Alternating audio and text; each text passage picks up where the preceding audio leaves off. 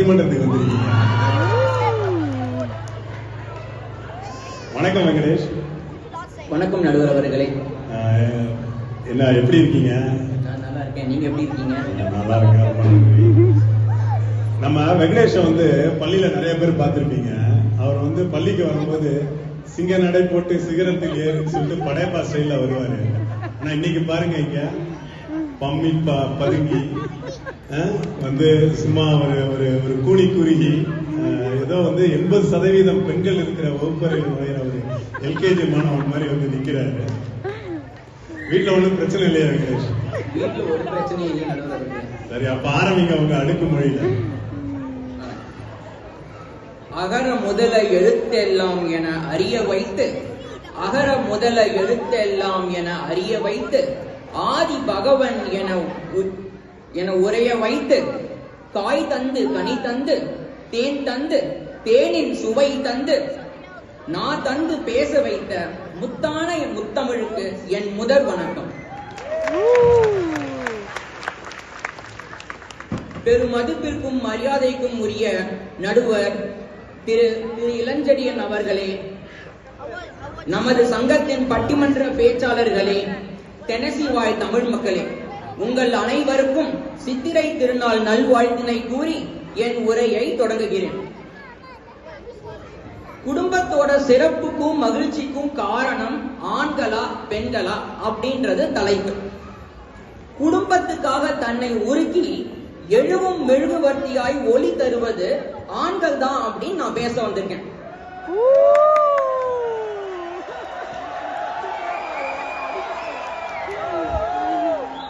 தனக்காக வாழ்வது இன்பம், பிறருக்காக வாழ்வது பேரின்பம் அப்படின்ற கூத்துக்கு உதாரணமா இருக்கிறது ஆண்கள் தாங்க. ஐயா, எந்த ஒரு விஷயத்தையும் மங்களகரமா சந்தோஷமா தொடங்கணுங்க. அதனாலதான் பாருங்க, இன்னைக்கு இந்த மேடையில எங்களை முதல்ல பேச அழைச்சிருக்காங்க. இந்த வாய்ப்பு எங்களுக்கு வீட்டுல கிடைக்குமா நடுவர் ஐயா? வீட்டுல கேட்டு சொல்லுங்க ஐயா. முதலும் நானேன்னு முடிவும் நானேன்னு அவங்களே ஆரம்பிச்சுப்பாங்களாம், அவங்களே முடிச்சுப்பாங்களாம்.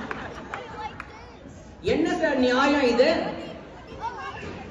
ஒரு குடும்பத்துக்கு ஆண் தான் பக்கபலன்னு உலகமே ஒரு விஷயத்துல தெளிவா நம்புது. அது என்னதுன்னு தெரியுமா நடுவர் அவர்களே? நான் ஒண்ணு சொல்ல ஐயா, நம்மளையும் ஒரு அப்ராணி கல்யாணம் பண்ணிட்டு கூட இருக்க நான் பாட்டு இருக்கு. நீங்க எதுவும் கும்மி அடிச்சு போயிடாதீங்க ஐயா. பெண் வீட்டார் மாப்பிள்ளை தேடும் போது அவங்க கேட்கக்கூடிய விஷயம் பையன் என்ன படிச்சிருக்கான், எவ்வளவு சம்பாதிக்கிறான் அப்படின்றதுதான். அவங்க எதிர்பார்த்த மாதிரி இல்லைன்னா அடுத்த மாப்பிள்ளைய தேடி போயிடுறாங்க. நாங்க என்னைக்காவது பொண்ணு வீட்டுக்காரங்க மாப்பிள்ளை கட்டின வேஷ்டியோட வந்தா போதும் நாங்க பொண்ணை கட்டி கொடுக்கிறோம்னு சொல்லியிருக்காங்களா? இல்லையே. இதுல இருந்தே தெரியலையா குடும்பத்துக்கு பக்க பலமா சிறப்பா இருக்கிறது ஆண்கள் தான். நடுவர் அவர்களே, திருமணத்துல இணைவதும் ராணுவத்துல இணைவதும் ஒண்ணுதான். ஏன்னு தெரியுமா? எப்ப தாக்குதல் நம்மளை நோக்கி வருதுன்னே தெரியாது நடுவர் அவர்களே. 24 மணி நேரமும் அலர்ட்டா இருக்கணும். இப்படித்தான் பாருங்க, போன வாரம் என் மனைவிக்கும் பையனுக்கும் வாய்க்கா சண்டை போய்கிட்டு இருந்தது. நாம இருக்கிற இடமே தெரியாம சிவனேன்னு ஓரமா மிக்சர் சாப்பிட்டுக்கிட்டு இருந்தேன். இந்த பாருங்க, திடீர்னு தாக்குதல் பையன் கிட்ட என் பக்கம் திரும்பி வந்துருச்சு. ஏன்னா என் பையனை அவங்களால சமாளிக்க முடியல. யார் இழிச்ச வாயன்? நான் தான். ஐயா, வீட்டுல சண்டை யார் பக்கம் ஸ்டார்ட் ஆகுதுன்றது முக்கியம் இல்ல, எந்த பக்கமா கரைய கடக்குதுன்றதுதான் முக்கியம். வீட்டுல எல்லாரும் பிரேக் எடுக்க ஆண்கள் தான் பிளேம் எடுக்கிறாரு நடுவர் ஐயா. என்ன கொடுமை சார் இது? பெண்கள் தங்கம் தான் சொல்லுவாங்க. அதனாலதான் தங்கத்துக்கு எதுக்கு தங்கம் நாங்க நகையே வாங்குறது கிடையாது. இந்த ஐடியா நல்லா இருக்கு, அவங்க ஃபாலோ பண்ணிக்கிறோம். ஐயா, பெண்கள் தங்கம் தான், நாங்க இல்லைன்னு சொல்லல. ஆனா ஆண்கள் இரும்பு போன்றவங்க ஐயா. தங்கமாகிய பெண்களை நாங்க இரும்பு பெட்டகமா இருந்து பாதுகாக்கிறோம். நடுவர் ஐயா, நம்ம சொந்த ஊர்ல வேலை செய்யறதுக்கு எல்லாத்துக்கும் வேலையாட்கள் இருப்பாங்க. காய்கறி வாங்க, பாத்திரம் கழுவ, துணி துவைக்க, இப்படி எல்லாத்துக்கும். இங்க இதெல்லாம் பண்றது யாருன்னு சொல்லுங்க பாப்போம். நாங்க தாங்க. காலையில பசங்களை ஸ்கூல்ல கொண்டு போய் விடுறதுல ஆரம்பிச்சு சாயங்காலம் எக்ஸ்ட்ரா கரிக்குலர் ஆக்டிவிட்டிஸ் கொண்டு போய் விடுற வரைக்கும் ஊபர் சர்வீஸ் பண்றது முழுசும் ஆண்கள் தாங்க. இதெல்லாம் எதுக்காக செய்யறோம்? குடும்பத்தை மகிழ்ச்சியா வச்சுக்க தானே. ஐயா, திருமணத்துக்கு பிறகு ஆண்களுக்கு ஏன் வழுக்க விழுதுன்னு தெரியுமா நடுவர் அவர்களே? ஐயா, நீங்க முடிசூடா மன்னர் ஐயா. இந்த பெண்களை எப்படி சமாளிக்கிறதுன்னு சிந்திச்சு சிந்திச்சு சிந்திச்சு முடி சிந்திச்சு ஐயா.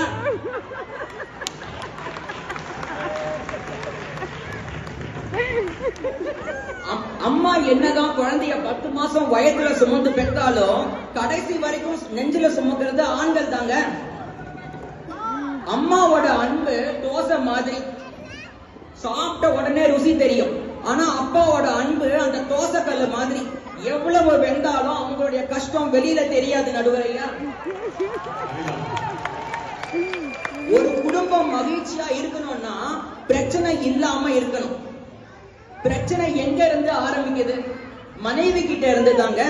இந்த மனைவிய திருப்பி போட்டு பாருங்க, வினை மான்னு வரும்.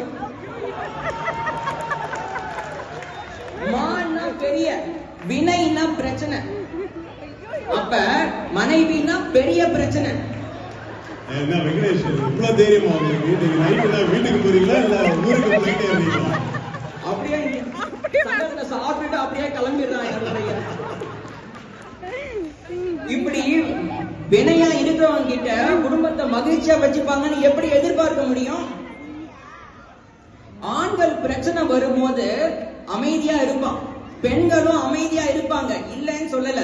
ஆனா அந்த ரெண்டுத்துக்கும் வித்தியாசம் இருக்கு நடுவரையா. ஆண் அமைதியா இருக்கான்னா வந்த பிரச்சனைய சமாளிச்சு எப்படி குடும்பத்தை சந்தோஷமா மகிழ்ச்சியா எடுத்துட்டு போறதுன்னு யோசிப்பான். ஆனா இந்த பெண்கள் அமைதியா இருக்காங்கன்னா அடுத்த பிரச்சனைக்கு அடித்தளம் அமைக்கலாங்கன்னு அர்த்தம் நடுவரையா. புயலுக்கு முன் அமைதின்னு சும்மாவா சொல்லியிருக்காங்க? என்ன கரெக்ட் தானே? சேம் பிளட் தானே? எனக்கு சேர்த்து வச்சுட்டாரியா வேண்டாம். ஐயா, குடும்ப வாழ்க்கை மகிழ்ச்சியா இருக்கணும்னா 3 மந்திரம் தினம் ஃபாலோ பண்ணணும் ஐயா. என்னன்னு தெரியுமா?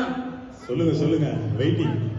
1 சரிமா, 2வது சாரிமா, 3வது எல்லாமே ஏன் தப்புதாமா. இந்த மந்திரத்தை ஆண்கள் நாங்க தினம் ஃபாலோ பண்றோம் நடுவரையா, 24 மணி நேரமும். நீங்க இங்க இருக்கிற பெண்கள் கிட்ட கேட்டு சொல்லுங்க, அவங்க ஃபாலோ பண்ணுவாங்களான்னு.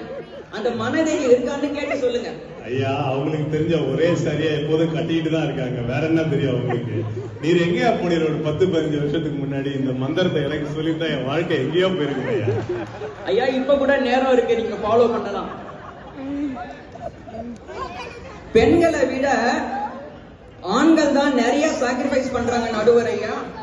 திருமணத்துக்கு முன்னால ஒரு ஆணுக்கு நிறைய லட்சியம் இருக்கும், ஒரு லட்சியத்தோட பயணப்படணும், ஒரு குறிக்கோளை அடையணும்னு இருப்பான்.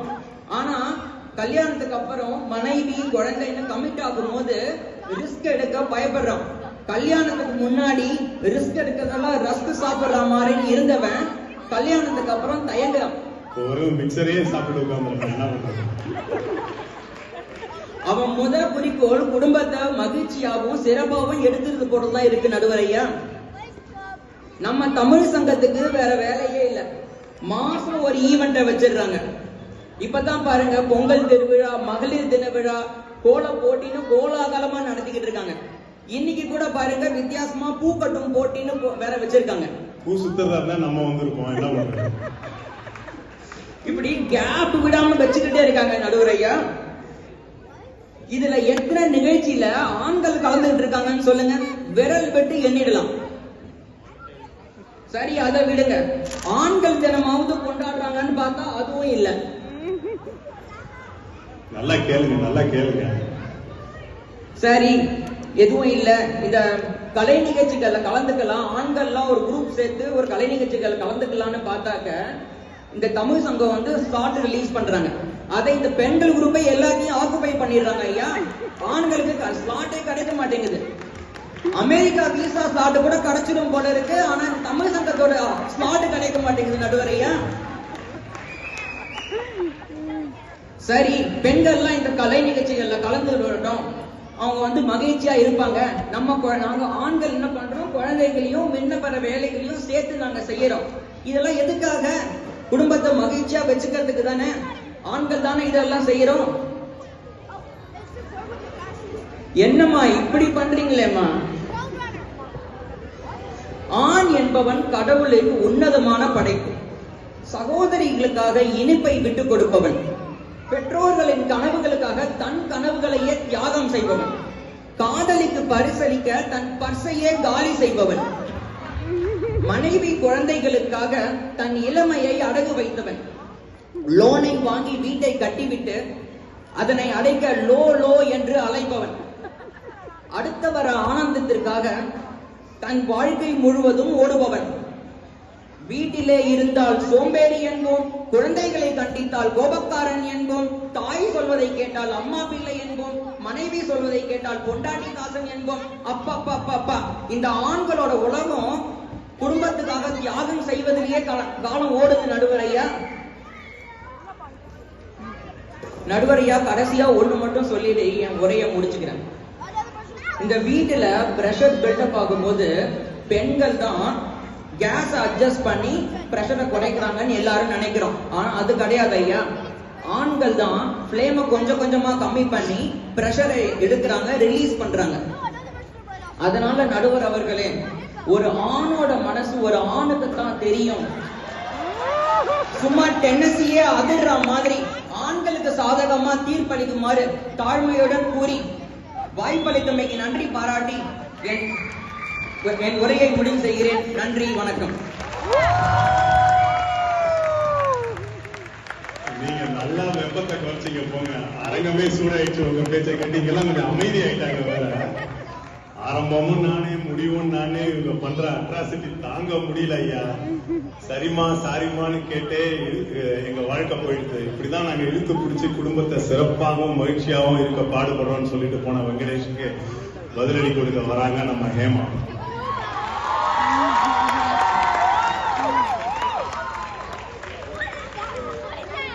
வணக்கம் ஹேமா.